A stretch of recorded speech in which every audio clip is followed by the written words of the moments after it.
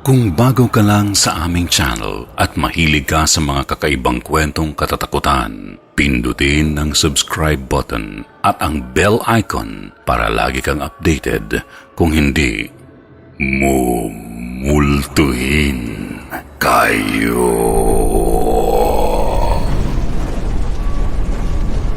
Kwentong Takip Silim.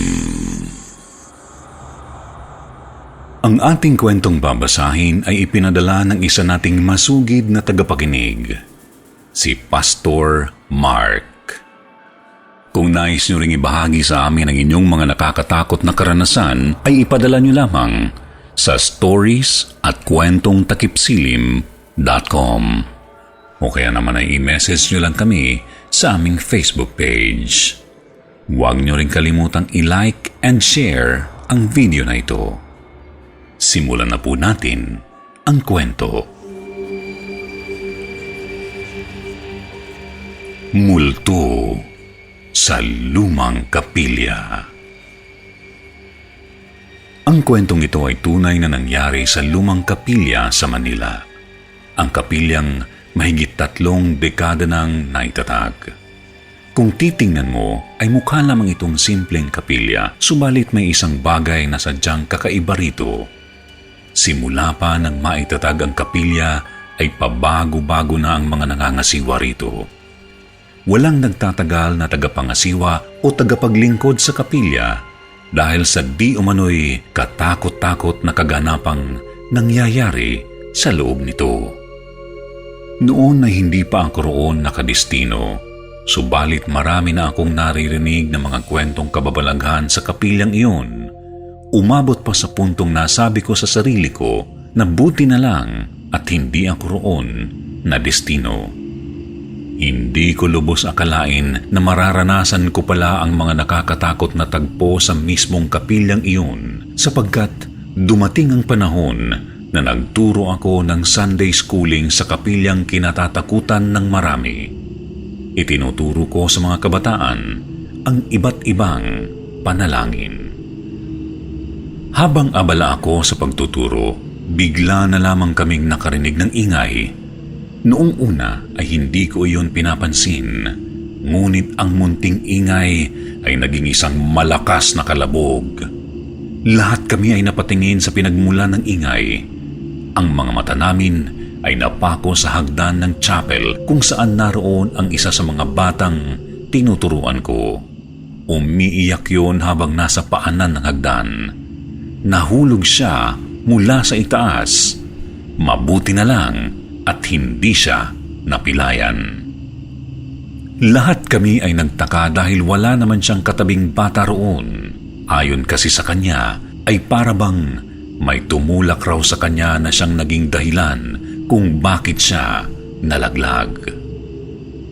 Kinagabihan ay muli akong nakipagkwentuhan sa mga kabataang kasama ko roon. Habang nagbibiruan kami ay bigla na lamang kaming nakarinig ng ingay mula sa hagdan. Wala naman akong nakitang kakaiba sa may hagdan, subalit nagulat ako sa naging ekspresyon ng mga kabataang kasama ko. Nakalatay ang labis na takot sa kanilang namumutlang mukha. Kumabog ang dibdib ko sa hindi ko malamang dahilan. Bigla na lamang naghisterikal at nagsigawan ang mga batang noon ay nagsisiiyakan na. Gayon na lamang ang pagkagulat ko nang magsalita ang isa sa kanila. Ayon sa kanya, ay nakakita raw sila ng matandang babaeng duguan. Nakakakilabot daw ang mukha nito. Nangilisik ang mga mata niya habang nakatingin sa direksyon ko. Gumapang ang kilabot sa katawan ko. Naramdaman ko ang biglang panlalamig ng paligid. Muli kong ibinalik ang tingin ko sa hagdan, ngunit gaya ng dati ay hindi ko pa rin iyon nakita. Ayon sa mga kasama ko ay may posibilidad daw na iyon marahil ang multong nanakit sa batang nalaglag sa hagdan. Posible rin daw na ayaw sa akin ng matanda, kaya ganun na lamang katalim ang mga titig niya sa akin. Nang mga sandaling yun ay naisipan kong magdasal. naalala ko ang isang bersikulo sa Biblia na matatagpuan sa 16 ng Marcos, ang pagpapalayas ng masasamang espiritu. Lahat kami ay nanalangin. Humingi kami ng tulong at kapatawaran sa Diyos. Sa kalagitnaan ng pagsasagawa namin ng panalangin, nakarinig kami ng mga boses, nagsisigawan, waring nasasaktan. Palakas ng palakas ang mga tinig, ngunit hindi pa rin kami nagpadaig sa takot. Sinimulan namin ang pagbabasbas sa kapilya hanggang sa unti-unting gumaan ang mabigat na presensyang nananahan sa loob niyon. Naglaho na rin ang multo ng matandang babae.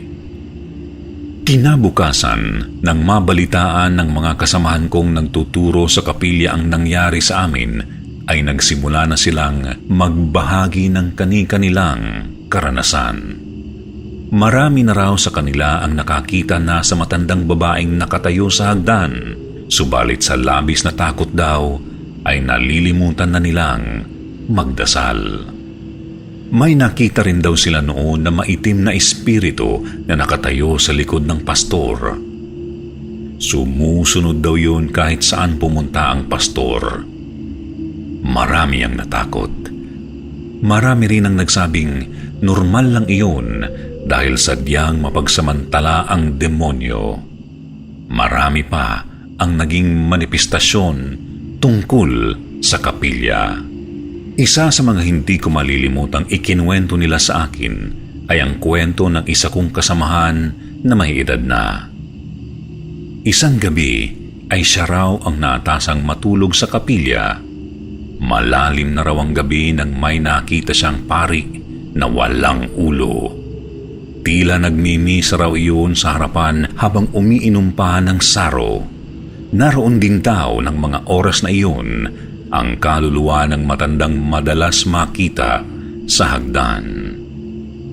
Habang nakikinig ako sa mga ibinabahagi nilang karanasan, ay hindi ko maiwasang hindi makaramdam ng takot. Nakikita ko sa mukha nila na nagsasabi sila ng totoo.